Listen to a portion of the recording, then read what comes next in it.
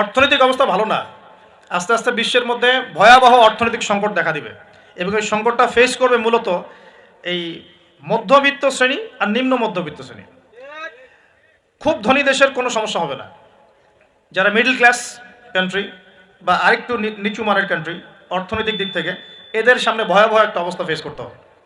সময় যাইতে দেন, আস্তে আস্তে সব স্পষ্ট হয়ে যাবে, আপনারাই বুঝতে পারবেন।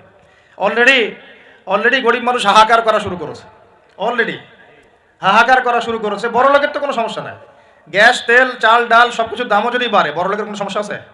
আমার তো কোনো সমস্যা নাই, আমি তো খেতে পারতেছি, কোনো না কোনোভাবে খেতে পারতেছি।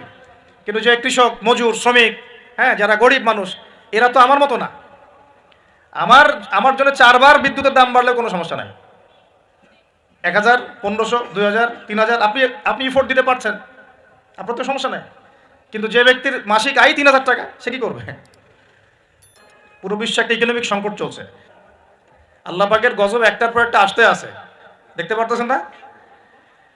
সামনে যে বড় সড়ো কোনো বন্যা হয় কিনা আল্লাহ ভালো জানে। বলা হচ্ছে যে একটা জলোচ্ছ্বাসের ঝুঁকির মধ্যে আছে বিশ্বের বহু কান্ট্রি জলোচ্ছ্বাস, বড় একটা জলোচ্ছ্বাসের হুমকির মধ্যে আছে। 20 ফুট থেকে 25 ফুট পানি উঠে যাবে, উঠে উপকূলবর্তী অঞ্চলগুলো ডুবিয়ে দিবে। এটা এখন গবেষকরাই বলছেন, বিজ্ঞানীরা। আর আমরা তো আগেই বলেছি, যখন একটা জনপদের মধ্যে শিরকের পাপ বেশি হয়, কোন পাপ? শিরকের পাপ। শিরক শুধুমাত্র ওই মূর্তি পূজা করাই শিরক নয়, আপনাদেরকে জানাই দিতে চাই, কবর পূজা করাও শিরক। কথা কি বুঝতে পারছেন? আমার কথা কিভাবে নেবেন জানি না, কিন্তু আমাকে তো বলতে হবে। শুধু মূর্তি পূজা করাই শিরক না, কবরে সেজদা করাও শিরক। তো যখন শিরকের সয়লাভ হয় একটা এলাকার মধ্যে, একটা জাতির মধ্যে, তখন নূহ আলাইহিস সালামের কওমকে আল্লাহ পাক যেমন প্লাবন দিয়ে ভাসিয়ে দিয়েছিলেন, ওরকম বন্যা জলোচ্ছ্বাস প্লাবন দিয়ে ভাসিয়ে দিবেন আল্লাহ। কারণ নোংরামি ধুইতে হলে অনেক পবিত্র পানির দরকার আর কি। আর শিরক হচ্ছে সবচেয়ে নোংরা জিনিস। আল্লাহর জমিনের সবচেয়ে নোংরা জিনিস কি? শিরক। এগুলো তো গেল ধর্মতাত্ত্বিক শিরক।